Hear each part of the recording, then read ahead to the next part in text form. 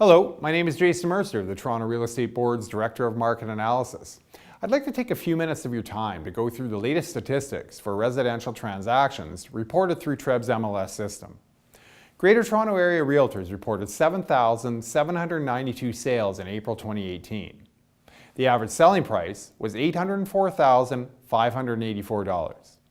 If we consider these charts, we see that on a year-over-year basis, sales were down by 32.1% and the average selling price was down by 12.4%. The year-over-year change in the overall average selling price has been impacted by both changes in market conditions as well as changes in the type and price point of homes being purchased. This is especially clear at the higher end of the market.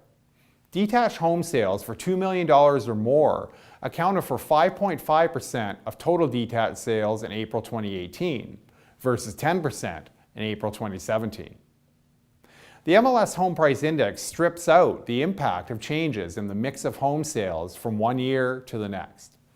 This is why the MLS Home Price Index composite benchmark was down by only 5.2% year over year versus 12.4% for the average price. So while average selling prices have not climbed back to last year's record peak, we can see from this chart that April's price level represents a substantial gain over the past decade. Recent polling conducted for TREB by Ipsos tells us that the great majority of buyers are purchasing a home within which to live. This means that these buyers are treating home ownership as a long-term investment. A strong and diverse labor market and continued population growth based on immigration should continue to underpin long-term home price appreciation. We can also look at prices and sales another way. After preliminary seasonal adjustment, the month-over-month change between March and April 2018 was minimal, with sales decreasing by 1.6% and the average selling price decreasing by 0.2%. The month-over-month sales trend has flattened out over the past 2 months, following a steeper drop-off in January and February of this year.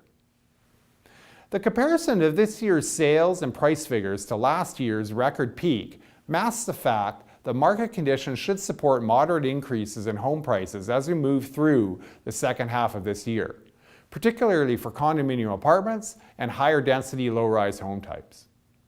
Once you are past the current policy-based volatility, homeowners should expect to see the resumption of a moderate and sustained pace of price growth in line with a strong local economy and steady population growth. A final note I'd like to make deals with the upcoming provincial election. With the campaign about to begin, GTA Realtors hope that all of the provincial parties will make housing issues a priority.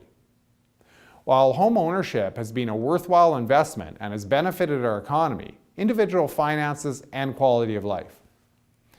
In recent months and years, there has been significant intervention in housing markets by all levels of government through regulatory changes and taxation.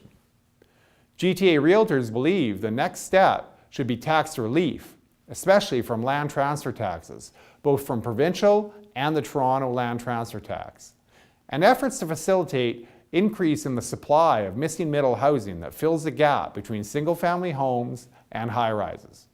Furthermore, we believe that any attempt to increase the Toronto land transfer tax should require approval from the provincial government, given the significance of Toronto's economy to the province and the connections between the Toronto real estate market and that of the broader Greater Toronto Area. Thank you very much for your time, and I look forward to speaking with you again in a month's time. Brought to you by GTA Realtors.